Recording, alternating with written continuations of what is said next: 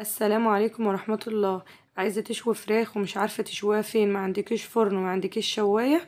طب هعمل ايه؟ وعايزة اكل فراخ وعاوزة تاكلي فراخ مشوية ان شاء الله. الفيديو ده هتعمليها على عين البوتاجاز، ايوه على عين البوتاجاز، وان شاء الله هتعجبكم جدا جدا. بس قبل ما نبدأ نصلي على النبي، اللهم صل وسلم على نبينا محمد صلى الله عليه وسلم. واللي ما اشتركش في القناة يشترك فيها ويفعل الجرس عشان يوصل له كل الوصفات اللي هنزلها. معايا هنا فراخ مغسولة كويس جدا جدا، وشرايح من البصل مقطعة زي ما انتوا شايفينها كده، وهبدأ احطها على الفراخ بتاعتي بالشكل ده. هجيب بقى زي ما انتوا شايفين، هحط عليه بقى فلفل اسمر وهحط ملح، وهبدأ ان انا هدعك البصل بالفلفل الاسمر والملح، وهبدأ ان انا هدعكهم في الفراخ. اهم خطوة ان انت تدعجي البصل كده مع الفراخ، والبصلة تشرب من الفراخ تشرب من البصل. تمام. هبدأ بقى كده هدعك البصلة كده مع الفلفل الأسمر مع الملح زي ما انتوا شايفين كده مع الفراخ. الخطوة دي مهمة جدا، عايزة اقول لكم ان هي بتفرق جدا في الطعم. تمام. تدعكيها كويس جدا زي ما واضح كده قدامكم.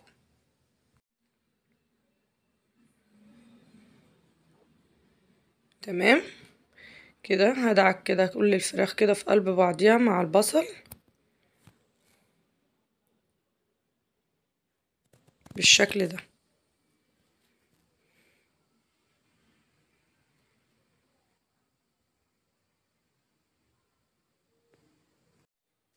بعد طبعا ما عملت دعكت بقى البصل والفلفل كده والملح مع الفراخ، بعد كده بعد ما بدعكها كويس بالبصل والفلفل والملح، بسيبها مدة ساعة ساعتين.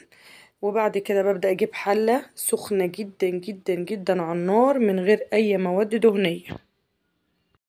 اهم حاجة الحلة بتاعتنا تكون سخنة جدا جدا، وبعد ما تسخن بنزل عليها زي ما انتوا شايفين بالفراخ، مش حاطة زيت ولا سمنة ولا اي حاجة.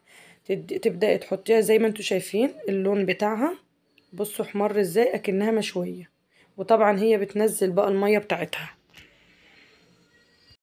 بس اهم حاجة اول ما تحطيها في الحلة ما تقلبيش فيها وما تجيش جنبيها، سيبيها عشان تاخد الصدمة بتاعتها. زي ما انتوا شايفين انا بدأت هنا اقلبها على الجنب التاني او الوش التاني اهو. شايفين خدت اللون الشوي ازاي؟ بصوا طريقة بجد هتبهركوا جدا. بصوا اللون بقى عمل ازاي اكنها فعلا مشوية.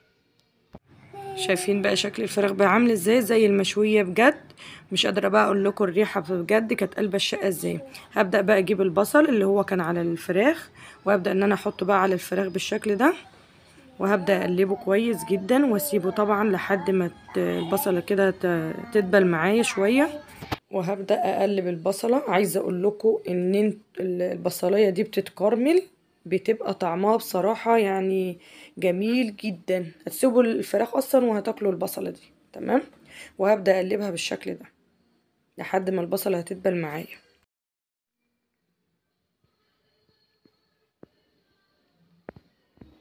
تمام.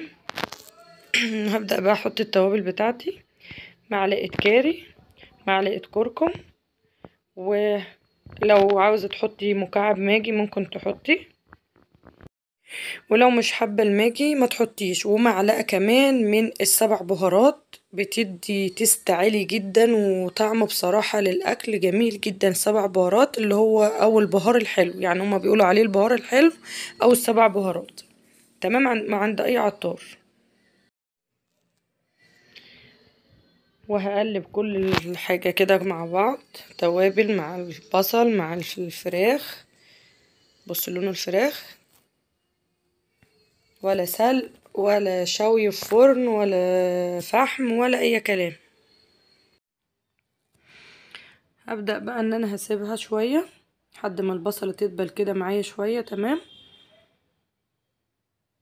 بس اهم حاجة ما تقلبيش في الفراخ كتير عشان خاطر الفراخ ما تتهريش معاك وتطلع معاكي يعني ماسكة نفسها.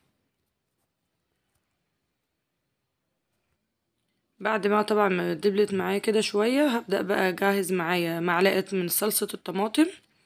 تمام. او من تبشري طماطم كده، طماطمتين، ومعلقة كمان من الصويا صوص. لو مش موجود الصويا صوص ممكن تستغني عنه، بس هو بيفرق معايا في اللون بتاعها، بيقربك قوي من لون الفراخ المشوية على الفحم او المشوية في البوتاجاز في الفرن يعني. تمام. ولو مش موجود صلصة طماطم ممكن تبشري طماطم زي ما قلنا، بس بصراحة بفضل معجون الطماطم او صلصة الطماطم، لان هي بتدي لون حلو برضو للفراخ، بس هي ما كانتش موجودة عندي فبشرت ساعتها طماطم زي ما انتوا شايفين كده، وعليها معلقة الصويا صوص. وهبدأ ان انا هقلبها زي ما اتفقنا، مش هنقلب في الفراخ كتير، وهسيبها لحد ما تكمل سواها.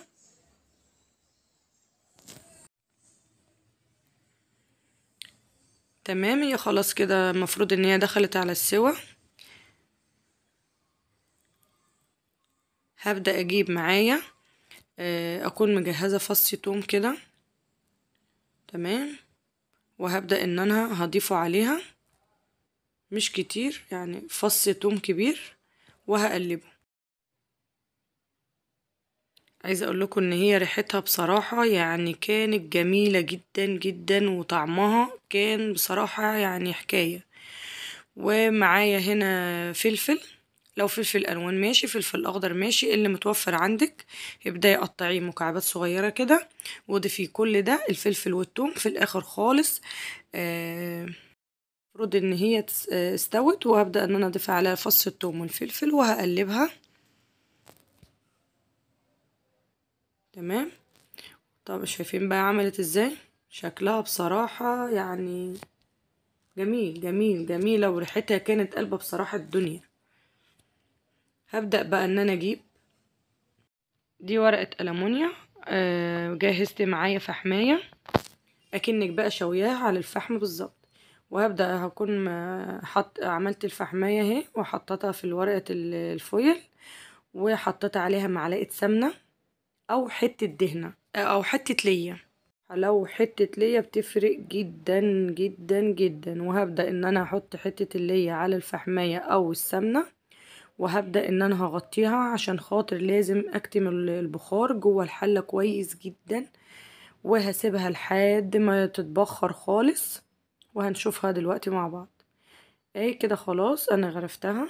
شايفين بقى الشكل؟ بس بصراحة الكاميرا بصراحة لونها كان جميل جدا، بس الكاميرا ما كانتش مظبوطة معايا. لونها كان اللون المحمر اللي هو زي بتاع الفحم كده، اللي بنعملها على الفحم. بصراحة كانت رهيبة رهيبة يعني، بجد هتعجبكم، جربوها. وده كان الفيديو بتاعنا النهاردة، ان شاء الله جربوها تعجبكم. ولو عجبكم الفيديو ما تنسوش تعملوا لايك، واللي لسه ما اشتركش في القناة ياريت يشترك فيها ويفعل الجرس عشان يوصله كل الوصفات اللي هنزلها بأمر الله. وبألف هنا على قلبكم.